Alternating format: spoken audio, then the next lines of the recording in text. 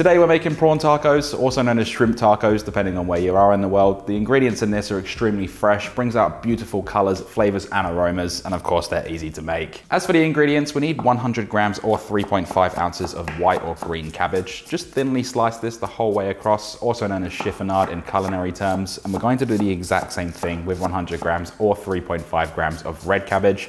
I know it is purple, but the name actually is red cabbage. Along with that, we need a red onion. Slice this in half and save half for another dish. Then we're going to take off both ends, peel it, and thinly slice the whole way across. And these ingredients are going to be for our coleslaw. Then we're going to need 15 grams or 0.5 ounces of coriander or cilantro. We're going to roughly chop this, make sure there's no large leaves or stems, and then divide it into 3 because this is going to be in different sections of the recipe. For our prawns or shrimp marinade, we need 2 cloves of garlic. Run these along a microplane or a fine box grater to create a paste. You can also roughly chop them if you want, but the only thing I don't recommend doing is slicing it for this recipe because we do want it to be nice and fine. Now for the prawns, we need 500 grams or 1.1 pounds worth. These are still in their shell, have their vein in, and of course raw. What we're going to do is gently remove that head. Then an easy way for me to peel it is just by working from the belly up, peeling the shell the whole way across. All of the legs, the tail, everything will come off a lot easier if you do it that way. You might have a different way to do it, just do whatever's easiest for you.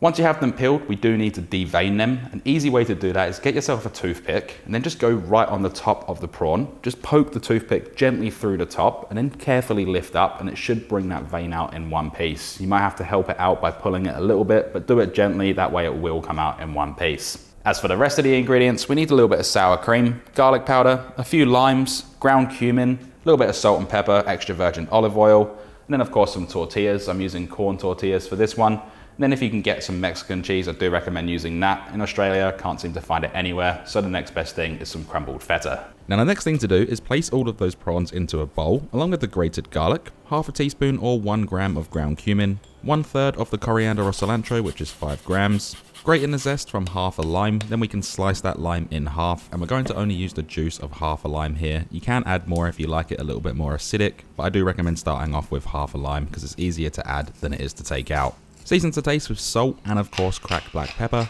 10 cracks worth. And finally hit it up with 1 tablespoon or 20 milliliters of extra virgin olive oil. Then mix this all together, and we can use this straight away, or you can allow it to marinate overnight. The longer the better for even better flavor.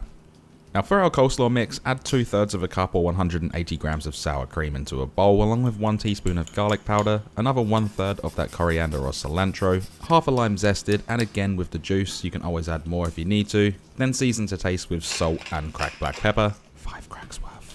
And mix this all together just until those flavors have become friends. It's nice and smooth and everything's well combined. Now with everything we chopped up before, we can add it all in. So that's both cabbages, the red onion, the coriander or cilantro, and I'm also adding in a little bit more lime zest, which is optional. I don't want to go overboard, and I obviously don't want you to have too much lime in your food, so just adjust if necessary. Then mix this around, and the spatula didn't really do a whole lot, so I used my hands, which is so much easier. When you're ready to cook, place a large pan over medium-high heat, add in roughly 1 tablespoon of extra virgin olive oil, get that nice and hot, then we can add in the prawns. Make sure you scrape in all of that flavour in the bowl, we don't want to miss out on that.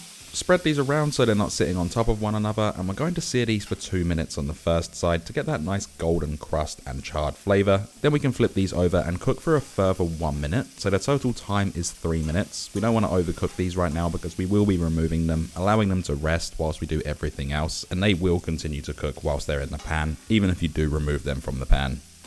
For the tortillas, I'm using a cast iron flat top. If you don't have one of these, you can do this in a pan, don't worry, and you can even do them in the microwave if you don't like them toasted. All I'm doing is adding down a splash of oil, get this nice and hot. We're only going to toast the tortillas for about 2 minutes on each side until they're golden or done to your liking. Everyone has a different preference on these, so just do them how you like. As for serving them up, I'm putting down a little bit of sour cream. This is optional, you can even use avocado here or put down some queso or any sort of Mexican cheese. And I'm also topping these with that crumbled feta. Again, if you can get Mexican cheese, like I said in the intro, it seems to just be impossible to get in Adelaide. Next to go down is our coleslaw mix. You shouldn't have any left over here. I do recommend kind of overloading these a little bit. And then finally, we can add over those prawns. I recommend about 3 to 4 per serving. Garnish it up with some coriander or cilantro. I'm topping this with some of my favourite hot sauce, just for a little bit of an extra addition. And with that done, we're left with these prawn or shrimp tacos. They're easy to make, they're fresh, they're delicious, and perfect for any time of the year. Now with everything done, there is only one thing left to do, and that is, of course, we can then dig in.